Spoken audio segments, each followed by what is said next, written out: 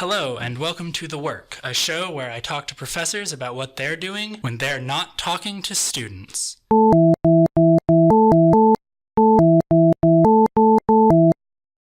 Dr. Joe Pellegrino is an associate professor of English at Georgia Southern University. He got his doctorate in English literature from UNC Chapel Hill. He works primarily in post-colonial literature and Irish studies, with a secondary emphasis in South Asian studies and frequent work in power dynamics. He is on the organizing committee of the British Commonwealth and Post-Colonial Studies Conference, the board of the South Asian Studies Society, South Asian Studies Association, and is managing editor for Exemplar, the Journal of South Asian Studies. On top of all of that, he's a huge comics nerd, a neutral good person in a lawful evil disguise, and one of the first people I ever realized took me seriously. I'm your host, Zero, and please welcome to the program, Dr. Joe Pellegrino. Hi, thanks for having me.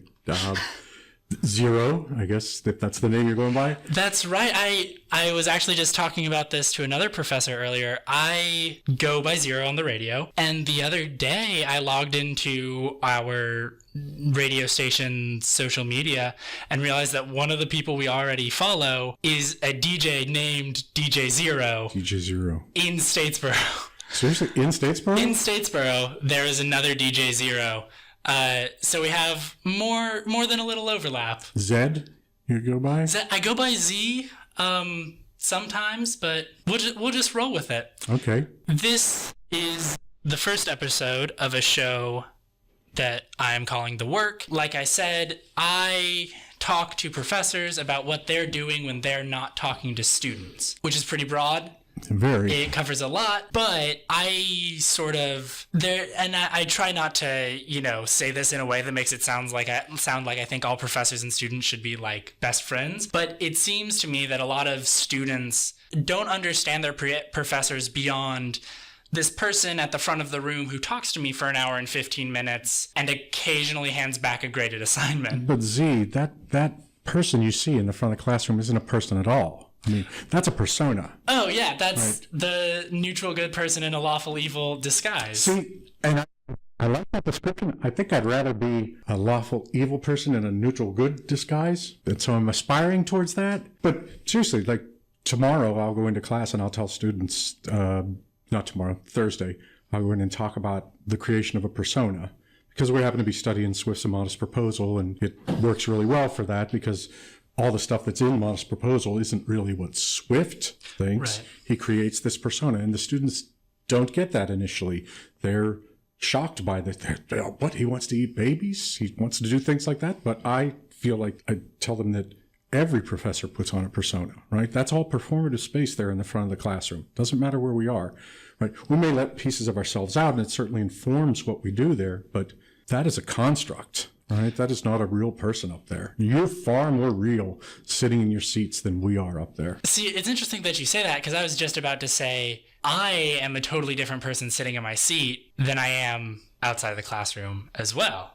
And are you kind of more reined in the classroom, or? I'm certainly more performative in the classroom. But before we get too deep into pedagogy, we're going to take a quick break, and when we come back, we're going to play a little interview game that I have concocted for this show. You're listening to WVGS 91.9 The Buzz.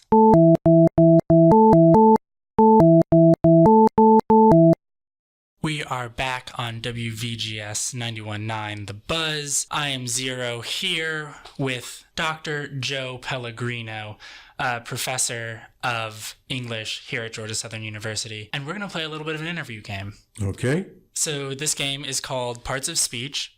And Sounds like it's right up my alley. Right up your alley. You would think that I designed this show with like literature and writing professors in mind, but I really didn't. I've just only managed to schedule them for the next month. So the way the game works, I will give you a part of speech, noun, verb, adjective, so on. You will give me a word from that part of speech, and then I will ask you a question based on that word. Okay, sounds good. You look sounds concerned. Adjective. Masterful. Masterful. Oh gosh, that is When I practiced this game, I practiced with like undergrads. So I practiced with my friends. So like my herpetology friend was like biohazardous. Biohazardous. Yeah, he works with formalin. Yeah, I have no frame of reference for biohazardous. Masterful. What's the one piece you've ever encountered where you realize that the author or the poet, whoever you were working on, was a master, so to speak? Oh, okay. Well, I can give you an anecdote from graduate school, right? Started my PhD work, didn't know what I wanted to focus on, didn't know it, and had spent almost a year kind of spinning my wheels with that. Took a class in contemporary poetry, and the professor read one of Seamus Heaney's poems. And, grad school is tough and intimidating at a place like UNC. It's big because everybody's smarter and quicker and has published more than you have. And I started crying in the middle of class. And I realized this guy is just, if he can make me overcome all my nerves and all my fear and anxiety and literally watch the tears fall on the book in the middle of class, there's got to be something there. And, I read more of him, and there was. And he's a class I'm teaching now is on a senior seminar on the elegy, which is, I could trace it all back to my interest in the elegy. All goes back to Seamus. He's been a good, well, he was a good friend. He was a great help when I was working on him. And, I think he's worth knowing. I mean, his translation of Beowulf was #1 on the New York Times bestseller list. Beowulf, a 1,200-year-old poem. Yeah, it was Beowulf. Yeah, who reads that? Now, it was pretty quickly remaindered. I think I picked up copies for like $3. Right. Less than a year later. But it was impressive. All right, so for our next part of speech, noun. I'll give you an easy one this time. Noun, proper or common? However you see fit. Student. So before we went on air, we were talking a little bit about, and sort of into our intro, we were talking a little bit about, the performativity of being a teacher, the performativity of being a student, and how there's a persona at play.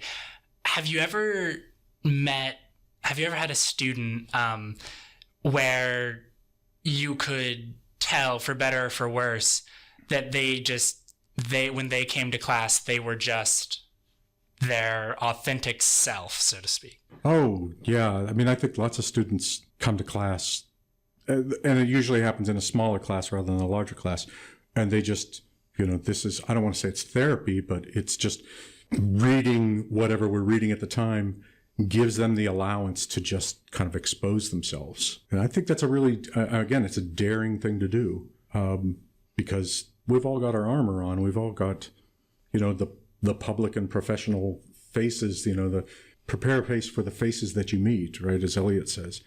And when you let that down, sometimes you get, 17-year-olds who think that they're giving you the wisdom of the ages, but it really, when push comes to shove, is just the inner ramblings of a 17-year-old. But sometimes you have 17-year-olds who really have channeled something deep, and it's impressive when they speak. So yeah, I think that there are exposed students out there.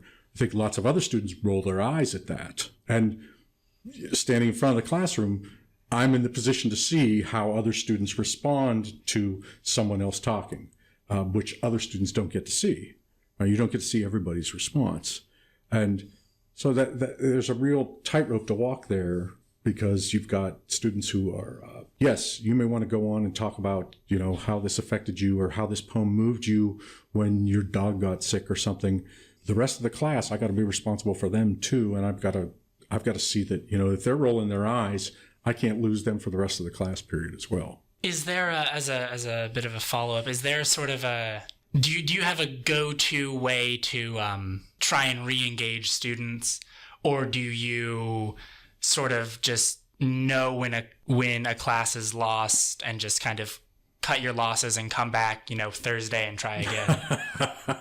No, I'm really self-conscious about losing a class, because it's difficult to re-engage them in that same class period.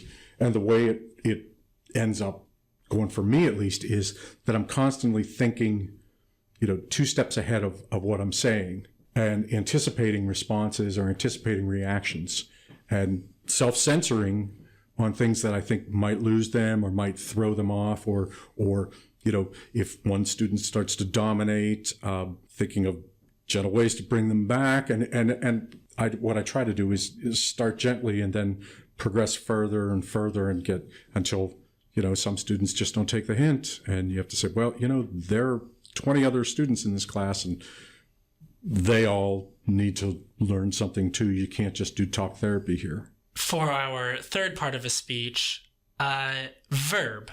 Gerund or just infinitive? Or? As you see fit. Work. To work. As a student, I am one of the worst procrastinators I know. It is almost impossible for me to sit down and write something if it's not due within 48 hours. As a professor, I'm sure that shows in my work, but is there a way that you, in your work and in your, in academia, avoid falling victim to the same kind of I'll do this later mentality? Yeah, and it's taken me a long time to get there. I get intimidated by writing big projects, right? I've done it, and I can crank out an article if I have to, and there are a couple times when I've written articles just because I've had to. But what I'm working on now as a big project is something that doesn't look for a 300-page extended argument, doesn't look for something with kind of throughput linear thought. It's more or less a compendium, a companion book to a book-length epic poem by Derek Walcott, Omeros, where it's annotations to everything that students may not be familiar with in that text. So it's little bite-sized chunks, right? Because when I worked on my dissertation, which was the last really long piece I wrote, when I worked on that, I didn't get any work done. I spun my wheels for over a year because, it was like, I'm going to write 8 hours a day. I'm going to get at least 5 pages a day. And that was just so overwhelming. It wasn't until it was 4 hours, 2 hours, 1 hour. It wasn't until I got down to, all right, I'm going to do 15 minutes a day. When I got down to 15 minutes, and I knew I was lying to myself because, it took you 15 minutes to really just get into it. And then I'd work for longer than that. But it wasn't until I told myself that if I just did the 15 minutes, that was okay, that I actually made any progress on it. So now I can, with this piece I'm working on now, I can just do little 15-minute, half-hour, an hour-long chunks and still feel like I'm getting somewhere. But we have our deadlines too, like you do, right? I mean, they're not every semester, but they're every year. I mean, if people are on the tenure track, they've got deadlines of, your third-year review and then your 10-year review. If you want to go up for promotion, if I want to go up for full, I know I've got to have a book. You usually get about 5 years where you've got to crank something out like that. And the university wants to see, in our department, if you do the math while you're on the tenure track, it looks like you got to put out an article about every 18 months. What's the fastest turnaround you've ever had on an article? Fastest turnaround you mean writing it or sending it out? From start to sending it out. From start to sending it out. Okay, I wrote an article on Edward Elgar's, a piece of his music on India. I sent to the New York Public Library and got copies of the original libretto. I did the research. That took me maybe 2 months. I asked a friend where I should send it, and I got a response back for acceptance within a week. And it was published within 2 months of that. So I'd say probably 4 months from idea to publication. Which is amazing. Like that's blindingly fast. Yes. I've never had anything else happen like that. All right. Well, we are going to take another break. When we come back, we'll dive a little bit more into your work, talking about the things we didn't cover in this little game. You are listening to WVGS 91.9 The Buzz.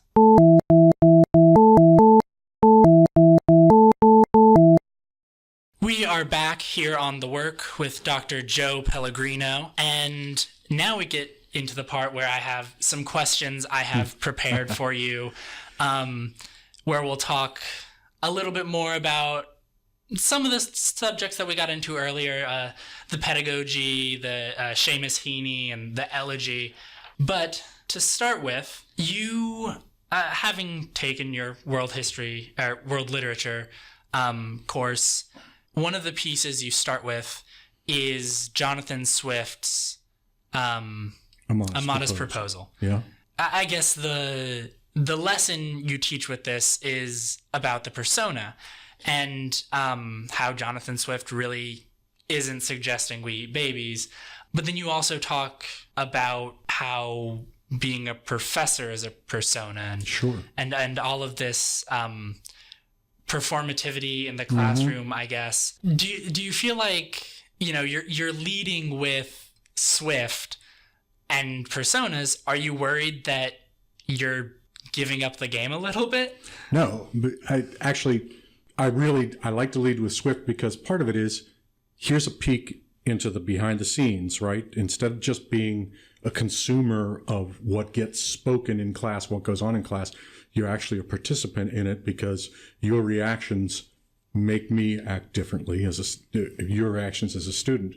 But also, part of my persona is the guy who shows you the persona, right? So I think it gets on a far more complicated level for students, because if they think at the first level, it's like, oh, he's letting us know that this isn't who he is. But really, what I'm letting you know is I'm the guy who's not letting you know who he is. So there's distance there. There's another step back. Working with grad students and working with seniors, do you ever feel, is the truth in this case ever better than the lie? Well, it depends on who the consumer is, right? I like working with teaching assistants. I like working with graduate students because you tell them, listen, you may be nervous and scared about doing this now, but eventually you're going to get more comfortable with this, and eventually you're developing it now. You just don't realize that you're developing your own persona in the classroom. And so I think our best teaching about teaching happens to and from the class. Walking to and from the class, when you talk about what you're going to do that day and how you're going to do it, and then you debrief on the way back and you say, okay, well, that was a disaster. What could I have done better? Or that worked really well. Did you see that kid in the back who really got it? Or did you see those questions that really worked well? How would you do this? I love that kind of just-in-time teaching like that, where it's the audience there isn't an undergraduate student, but somebody who wants to do this. And so I like doing that. But for undergraduate students, yeah, I want them. I mean, I want to make English majors. I want people to love this. It's difficult because, man, it's a lot harder work than you think it is. I mean, you know, you are a double major. Right? Yep. So you know how much work it is. But you never really needed kind of motivation for it. You're highly self-motivated. Lots of other people aren't as self-assured as you are, or aren't as kind of as self-starter as you are. And so they need to be reminded that, you know, why we do this? Because not just because we're the ones that our friends come to with their papers to edit for them, but because when we watch Game of Thrones, we get all the references, right? When we watch, when we read Harry Potter, we know what's going on, right? When they don't understand, when everybody else is confused by it, we're the ones they come to because we think critically about this stuff. You're the people writing the BuzzFeed articles, 17 references you missed. Oh, yeah. I hate those things, but I actually put one in the syllabus. It was like, if you're not going to write like this, 7 things about Lycidas you didn't know. No, I'm not looking for that from a senior seminar, right? I don't want to be a BuzzFeed writer, but I think that yes, I think English majors to their friends, to their peer groups, are essentially human BuzzFeed lists, right? Because we're the ones who remember things. We're the ones who look at something critically and see things that other people don't. What's the best mistake you've ever made in a classroom? Wow, that is a great question. The best mistake I've ever made in the classroom. And I made it for about a year straight. It was going in totally unprepared. Right? When I first started teaching, and this would have been decades ago, at a small liberal arts school up north, my introduction to teaching was a copy of the book on a desk and a Post-it note that said, "Good luck."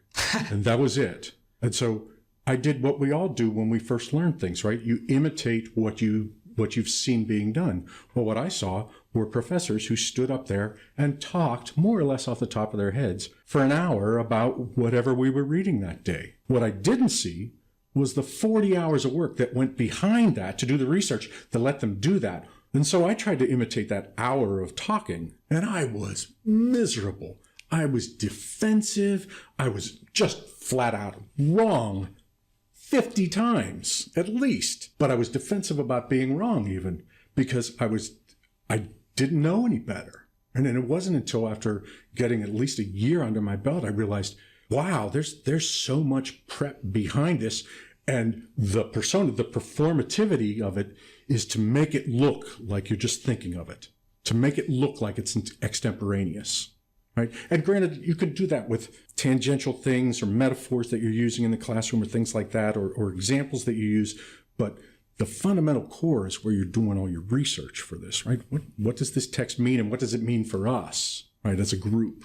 So yeah, I made plenty of those mistakes. God. Shifting away from pedagogy a little bit, and more towards your work in particular. So emphasis in post-colonial literature and Irish studies, secondary emphasis in South Asian studies. What, to ask sort of the syllabus week question, why this field? Because there are enough people who do English and American literature, and don't get me wrong, I like to do British and American literature as well, but there's a whole world out there of former colonies of Britain, and let's face it, America itself is a former colony of Britain, although we get our own little section, that they all have something to say that the Londoner can't say, the Manchesterian can't say, right? Somebody from Kerala in India has something to say. Somebody from South Africa has something to say that someone in northern France doesn't, right? Because their experience is so much different. And some of the most heartbreaking and painful stuff I've read has been written in English, but by African writers, that is so bleak, so absolutely full of despair that I can't even teach it. Because although I like to kind of wallow I'm teaching a class on the elegy, so I get the whole idea of, right, literature prepares us for the great tragedies of life. I can't teach, say You're One of Them, a collection of short stories, because it is just too depressing. It seems like literature gives us hope that we are connected.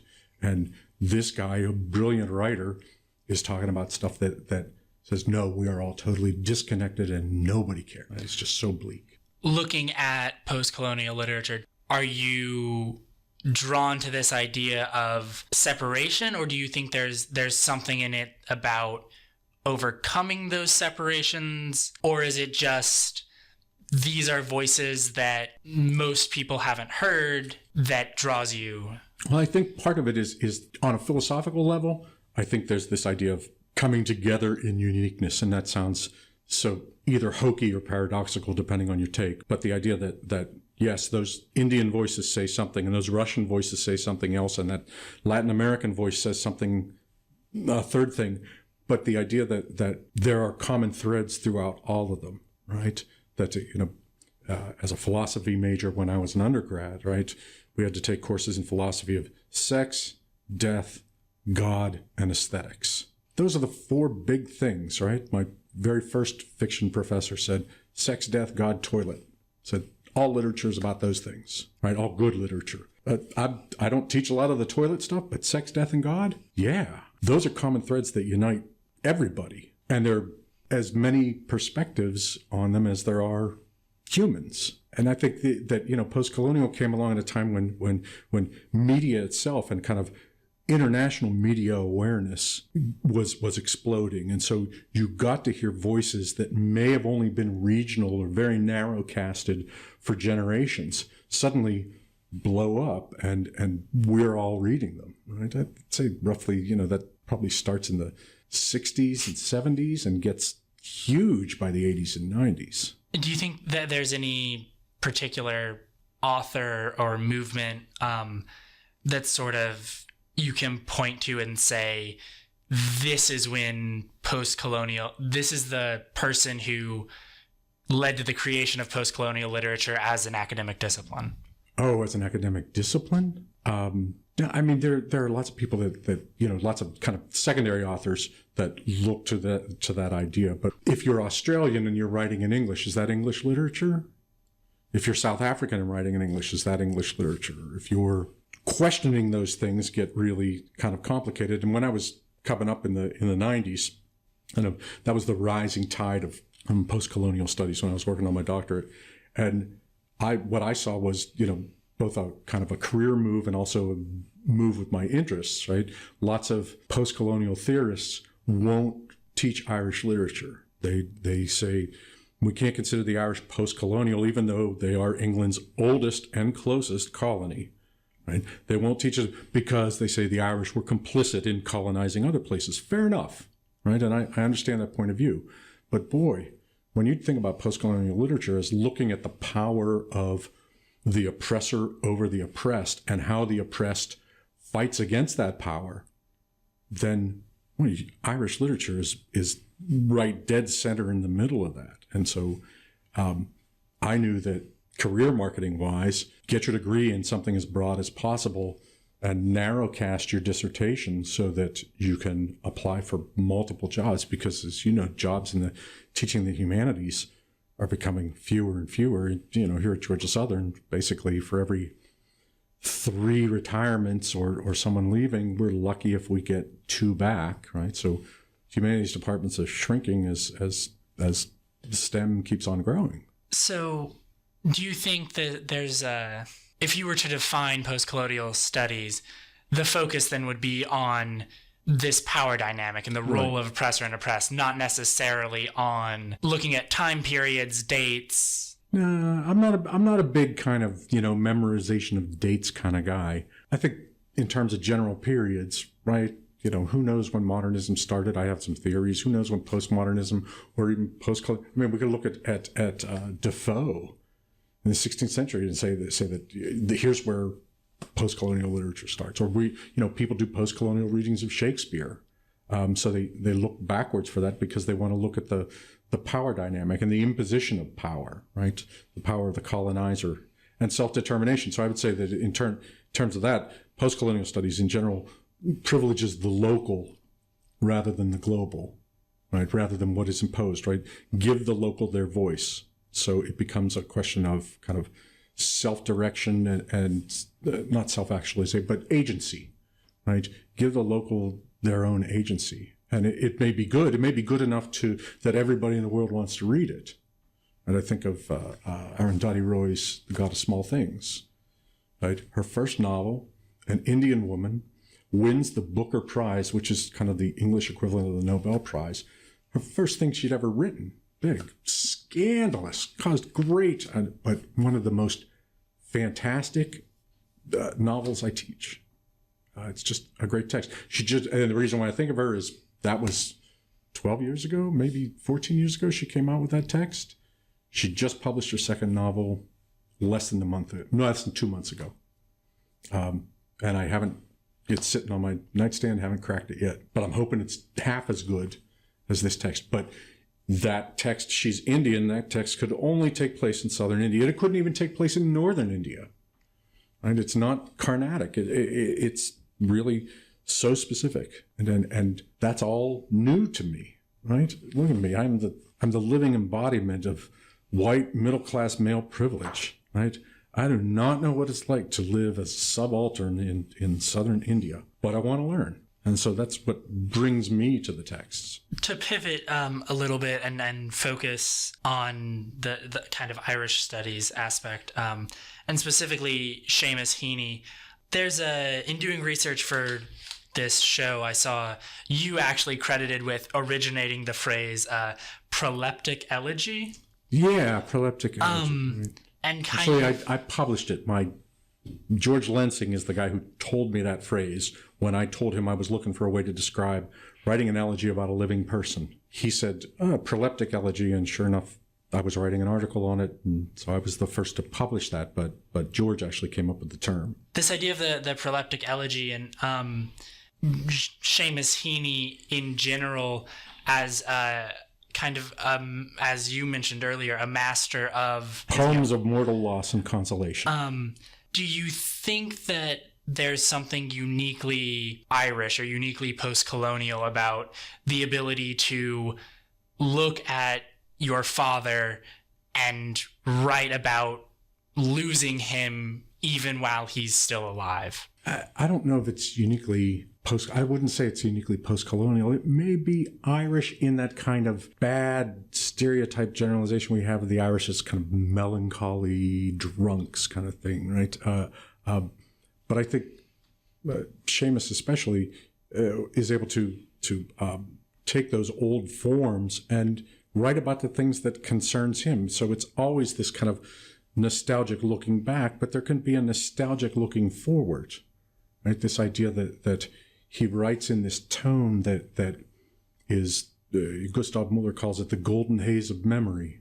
This idea of imagine yourself looking back, and Muller says this is the way you live, not just authentically, but aesthetically. The way you make beauty of the world today is you imagine yourself looking back at it, right? And Seamus talks about when he's younger, he's already knowing, in the middle of the moment, knowing he's going to miss it when he gets older. And I think we all have that experience, right? Of saying, this may get a kind of momentary mental hiccup when we say, you better remember this.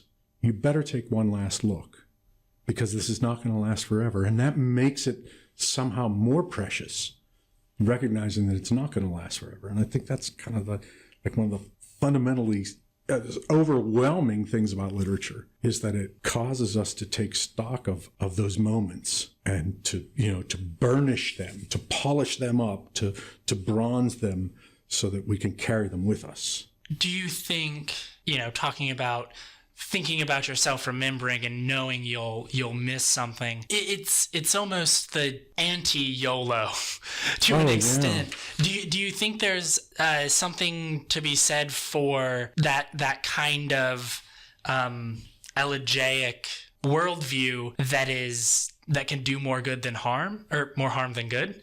Or do you think it is a net positive? Or do you think Seamus Heaney is saying it's a net positive? Well, I think he's just, as a Catholic in Northern Ireland, growing up in the Troubles, he was surrounded by death.